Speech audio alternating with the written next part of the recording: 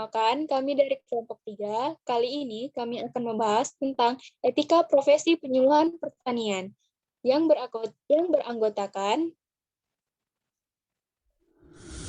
Yang pertama ada Ayu Hanifah, kemudian ada Fatihah Tunisa, yang ketiga saya sendiri, Natasha Rahman, yang keempat yaitu Rian Bagus Chandra, yang kelima yaitu Tri Wahyunisi. Untuk pembahasan pertama, yaitu pengertian etika profesi dan kode etik profesi, akan dibahas oleh Ayu Hanifah.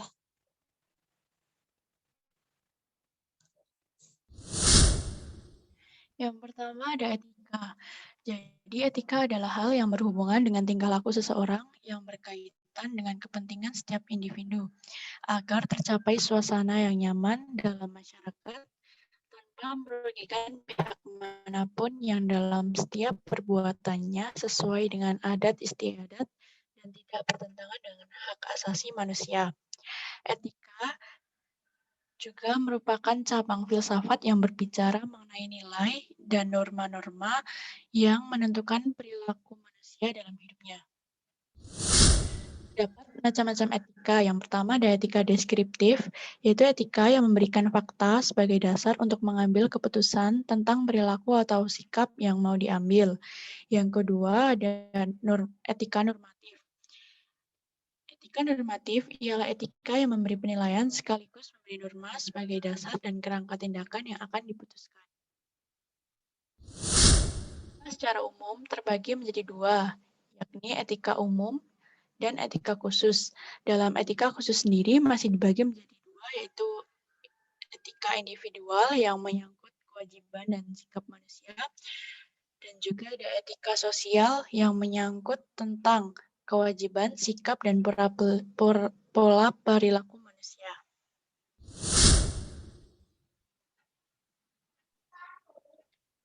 Profesi. Profesi adalah pekerjaan yang dilakukan sebagai kegiatan pokok untuk menghasilkan nafkah hidup dan yang mengandalkan suatu keahlian. Profesi penyuluh pertanian merupakan orang yang bertugas dalam memberikan dorongan kepada petani agar mampu mengubah cara berpikir, cara kerja, dan cara hidup yang lebih sesuai dengan perkembangan baik pengetahuan budidaya maupun teknologi.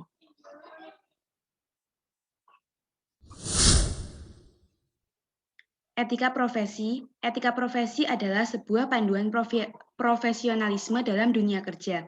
Etika profesi dalam penyuluh pertanian adalah tingkah laku yang harus dimiliki dan dilakukan seorang penyuluh agar dapat menjalankan penyuluhan dengan profesional.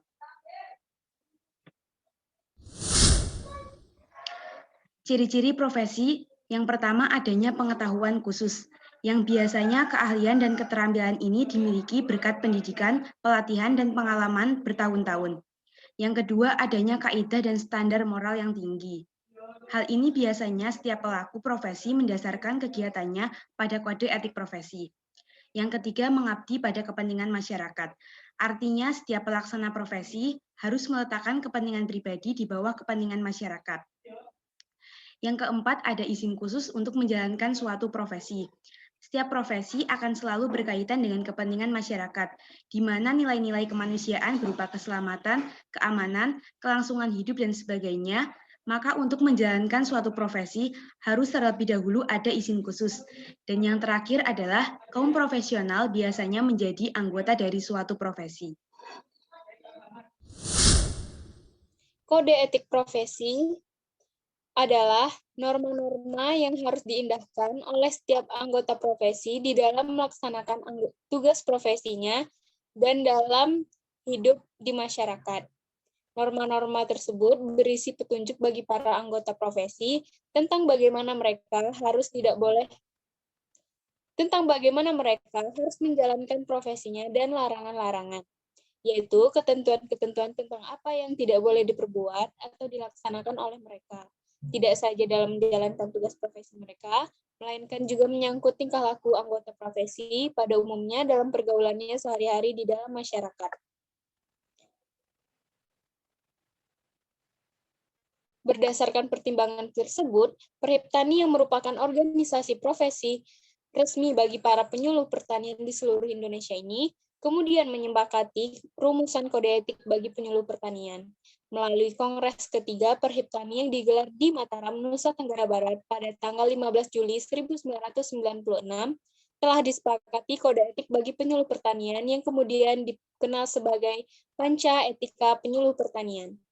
Sebagai rinci, Panca Etika Penyuluh Pertanian yang merupakan kode etik yang harus dipegang teguh dan dipatuhi oleh semua penyuluh pertanian memuat 5 kode etik sebagai berikut. Yang pertama yaitu penyuluh pertanian beriman dan bertakwa kepada Tuhan Yang Maha Esa, serta senantiasa menghormati dan memperlakukan petani atau nelayan beserta keluarganya sederajat dengan dirinya. Yang kedua yaitu penyuluh pertanian senantiasa menempatkan keinginan dan kebutuhan petani nelayan sebagai dasar utama pertimbangan dalam mengembangkan program apapun bersama petani nelayan beserta keluarganya. Yang ketiga yaitu penyuluh pertanian senantiasa lugas, tulus, dan jujur dalam menyampaikan informasi, saran, ataupun rekomendasi, dan bertindak sebagai motivator, dinamisator, fasilitator, serta katalisator dalam membimbing petani nelayan beserta keluarganya. Yang keempat, yaitu penyuluh pertanian senantiasa memiliki dedikasi dan pengabdian untuk membela kepentingan petani nelayan atas dasar kebenaran, serta dalam melaksanakan tugas senantiasa memperlihatkan perilaku teladan, serasi, selaras, dan seimbang kepada semua pihak. Yang terakhir atau yang kelima yaitu penyuluh pertanian senantiasa memelihara kesetiakawanan dan citra korps penyuluh pertanian atas prinsip silih asuh, silih asih, dan silih asah, serta senantiasa bersikap dan bertingkah laku yang menghormati agama, kepercayaan, aturan, norma, dan adat istiadat setempat. Selanjutnya, tujuan kode etik. Secara umum, tujuan kode etik profesi adalah yang pertama, untuk menjunjung tinggi martabat profesi, yang kedua, menjaga dan memelihara kesejahteraan para anggota, yang ketiga, meningkatkan pengabdian anggota profesi dan meningkatkan mutu profesi, serta meningkatkan organisasi profesi. Dalam bidang pertanian, kode etik penyuluhan pertanian dapat diartikan sebagai pegangan untuk berperilaku, ciri-ciri perilaku yang merupakan kebanggaan, serta ciri-ciri perilaku yang dapat digunakan untuk mengidentifikasi diri, serta untuk mengidentifikasi diri sebagai seorang penyuluh pertanian. Menurut Profesor Isoer, dapatlah dipetik kode etik penyuluhan pertanian dimaksud untuk yang pertama, sebagai penyuluh harus mencintai pekerjaannya dan memiliki keyakinan yang kuat tentang manfaat tugas pekerjaannya. Yang kedua, setiap penyuluh harus mencintai masyarakat, sasarannya, dengan demikian akan terjadi hubungan yang erat dan baik, dan menghilangkan gap psikologis. Yang ketiga, berperilaku luhur, jujur, dan bisa menjadi panutan masyarakat. Yang keempat, inovasi, yang diperoleh dari bangku akademik dan diperkuat dengan pengkajiannya dalam pengamalan nyata atau harus teruji secara teknis, ekonomis, dan etukologis. Yang kelima, penyuluh harus mampu menjalin hubungan akrab dengan masyarakat sasarannya, sehingga adopsi maupun proses difusi merupakan proses yang alamiah. Yang keenam, seorang penyuluh sama sekali tidak boleh melakukan pemaksaan. Dengan membuktikan bukti keberhasilan, petani akan senantiasa menerima materi penyuluhan tanpa paksaan. Nomor 7, sasaran penyuluhan tidak hanya terbatas pada petani dewasa. Pengalaman menunjukkan bahwa penyuluhan terhadap anak-anak petani merupakan pengkaderan untuk selanjutnya kader-kader petani maju. Yang kedelapan, kegiatan penyuluhan akan berhasil dengan baik bila dibarengi dengan kegiatan-kegiatan lain yang mendukung, misalnya kegiatan hulu dan kegiatan hilir, fasilitas, dan iklim usaha. Yang kesembilan, seorang penyuluh seringkali baru memperoleh kepercayaan masyarakatnya setelah menunjukkan keberhasilan perbaikan atau improvisasi usaha tani. Yang kesepuluh, kemampuan penyuluh selain menguasai kemampuan teknis harus dilandasi keterampilan berkomunikasi dan kemampuan berakses kepada fasilitas-fasilitas produksi lainnya.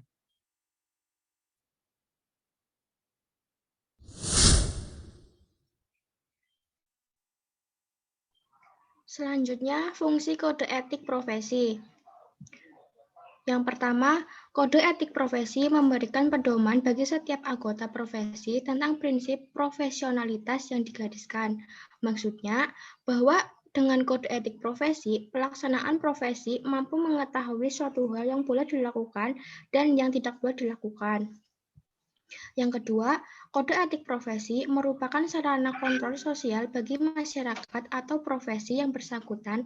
Maksudnya, bahwa etika profesi dapat memberikan sesuatu pengetahuan kepada masyarakat agar juga dapat memahami arti pentingnya suatu profesi, sehingga memungkinkan pengobrolan terhadap para pelaksana di lapangan kerja atau kalangan sosial.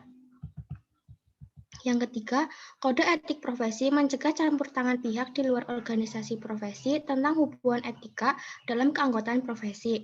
Arti tersebut dapat dijelaskan bahwa para pelaksana profesi pada suatu instansi atau perusahaan yang lain tidak boleh mencampuri pelaksanaan profesi di lain instansi atau pengusaha.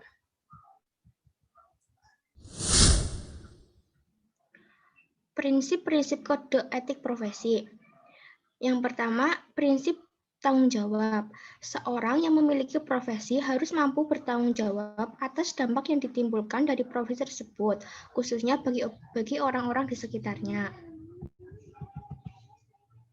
Yang kedua, prinsip keadilan. Prinsip ini menuntut agar seseorang mampu menjalankan profesinya tanpa merugikan orang lain, khususnya orang yang berkaitan dengan profesi tersebut. Yang ketiga, profesi otonomi. Prinsip ini didasari dalam kebutuhan seorang profesional untuk diberikan kebebasan sepenuhnya untuk menjalankan profesinya. Yang keempat, profesi integritas moral. Seorang profesional juga dituntut untuk memiliki komitmen pribadi untuk menjaga kepentingan profesinya, dirinya, dan masyarakat.